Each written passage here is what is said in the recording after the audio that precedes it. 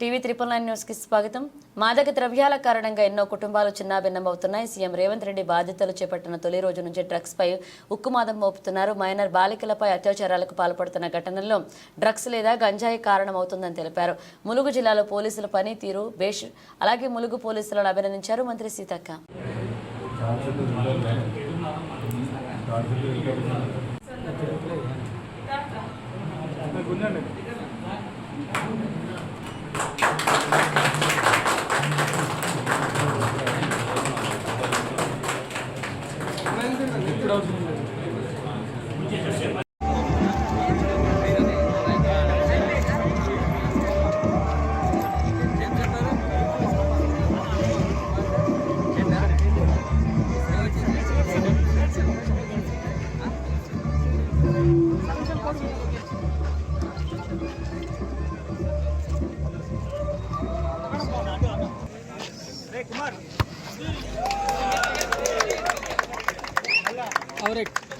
ఈరోజు ఈ సమాజాన్ని పట్టి పీడిస్తున్నటువంటి అత్యంత డేంజరస్ మినేజ్ ఏదైతే ఉందో డ్రగ్స్, దీన్ని అరికట్టి మరి యువతను, మానవ జీవితాలను, సమాజాన్ని ఒక ఆదర్శవంతమైన సమాజంగా ఉండాలనే లక్ష్యంతో సీఎం రేవంత్ రెడ్డి గారు తీసుకున్నటువంటి యాంటీ డ్రగ్స్ కార్యక్రమాన్ని విజయవంతం చేయడం, యూత్కు పబ్లిక్ అవేర్నెస్ కల్పించడం, ఆ కార్యక్రమంలో భాగంగా యూత్ యొక్క మరి వాలీబాల్ గేమ్స్ కూడా మండలాల వారీగా నిర్వహించినటువంటి జిల్లా ఎస్పీ డాక్టర్ శబరీష్ గారికి, అదేవిధంగా ఓఎస్డి మహేష్ గారికి, మరి డిఎస్పీలు రవి, అదేవిధంగా సదానందం గారు, రాములు గారు, సిఐలు, మన 4 ప్రాంతాల్లో ఉన్నటువంటి సిఐలు, ఎస్ఐలు,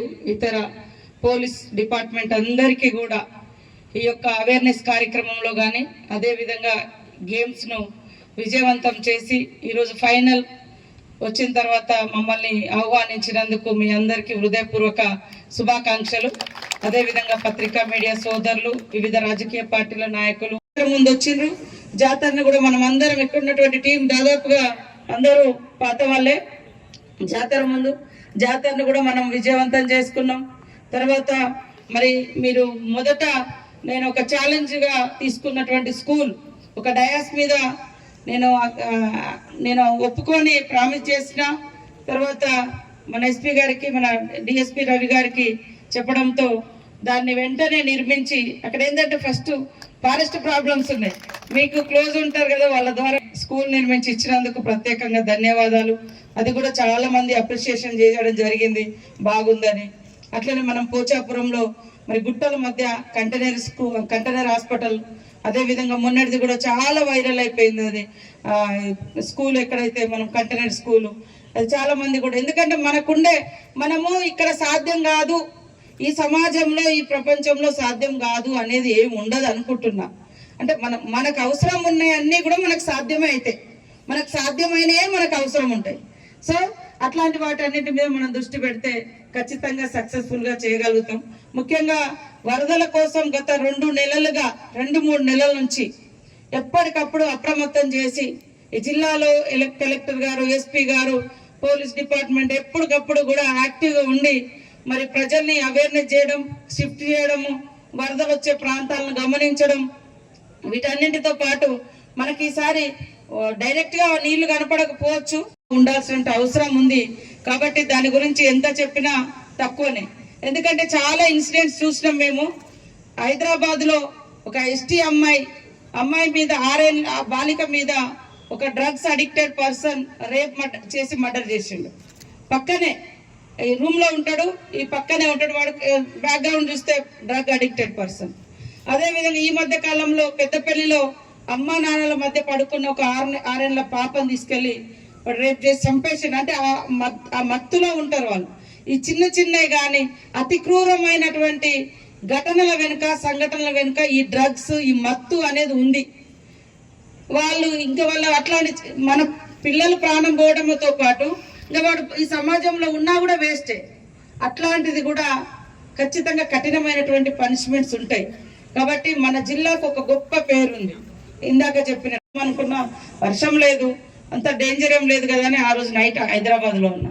కానీ తెల్లారి వరకు వర్షాలు వస్తున్నాయి అంటే అరే ఇక్కడ ఉండడం బాగుండదని నేను వచ్చిన. మన దగ్గర పెద్ద ప్రమాదకరమైన పరిస్థితి లేదు, కానీ చెట్లన్నీ పడ్డాయంటే జస్ట్ ఆ రోడ్ అమ్మటి చాలా రోజుల నుంచి కొన్ని చెట్లు కూడా మనం మెయిన్ రోడ్ ఏటూ నగరం నుంచి ములుగు తీయాల్సినవి కూడా ఉన్నాయి, కొద్ది ఇట్లా వంగి ఉన్నాయి అనుకున్నాం, అవే పడ్డాయి అనుకున్నాం.